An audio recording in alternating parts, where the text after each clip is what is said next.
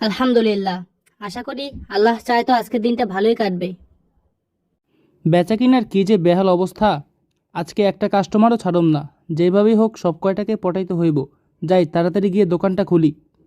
আলহামদুলিল্লাহ, দোকান তো ঝাড়া পোছা শেষ। আশা করি আর কোনো ঘাটতি নেই। দোকান তো খুললাম, কোনো কাস্টমারই দেখতেছি না, কি যে করি। যাক কিছুক্ষণ অপেক্ষা করে দেখি কি হয়।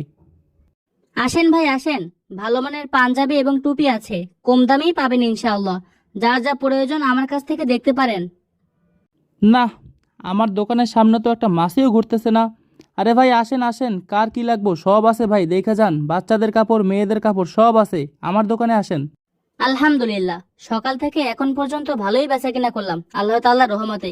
আরে আজান দিয়ে দিয়েছে, রাবি ভাই চলেন নামাজ পড়ে আসি। না ভাই আপনি যান, এমনিতেই আমার বেচাকিনের অবস্থা বেশি একটা ভালো না, বুঝছেন ভাই। কিছু মনে করেন না ভাই, আসলে বেচা কিনা ভালো না তাই বলে তো নামাজ বাদ দেওয়া যাবে না। আল্লাহ তাআলার জন্য তো আমাদের সবাইকে নামাজ পড়তেই হবে, তাই না? আরে ভাই আপনি যান, আমি নামাজ পড়তে গেলে আমার আবার কাস্টমারগুলো ছুটে যাবে, বুঝছেন ভাই। আচ্ছা ভাই, সময় করে নামাজটা পড়ে নিয়েন, আমি গেলাম। আসসালামু আলাইকুম। ওয়ালাইকুম আসসালাম। এমনিতেই কাস্টমার নাই, এর ভিতরে আবার দোকান বন্ধ করে কিভাবে নামাজ পড়তে যাব। এ ভাই দেখেন দেখেন কি লাগবে, আমার দোকানে সব আছে ভাই। আপনার দোকানে কি ভালো মানের টি শার্ট হবে? জি হবে ভাই, আপনি ভিতরে গিয়ে দেখেন সব আছে। আসেন ভাই আসেন, কি লাগবে বলেন, সব আছে। ভালো মানের প্যান্ট হবে ভাই? হ্যাঁ আছে তো, সব ধরনের কালেকশন আছে, আপনি ভিতরে গিয়ে পছন্দ করেন। ইস, এখন যদি দোকান বন্ধ করে মসজিদে যেতাম, তাহলে তো এই সব কাস্টমারগুলো আমার কাছ থেকে ছুটে যেত। তার থেকে দোকানটা খোলা রেখেছি, বেশ কিছু বেচাকেনা হলো, যাক ভালোই হলো। আলহামদুলিল্লাহ, নামাজ পড়লে কতই না প্রশান্তি লাগে। আল্লাহ তুমি আমাদের সবাইকে মসজিদে গিয়ে নামাজ পড়ার তৌফিক দান করো, আমিন।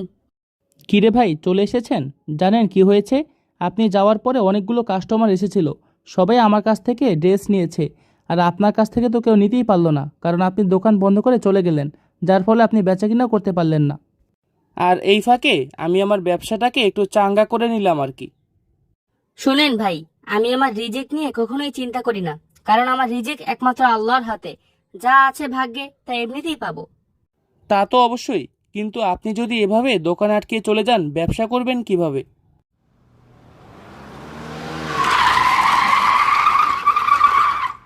আল্লাহ তাআলা যা ভাগ্যে রাখছেন তা তো এমনিতেই পাবো, তাই বলে তো নামাজ বাদ দেওয়া যায় না ভাই।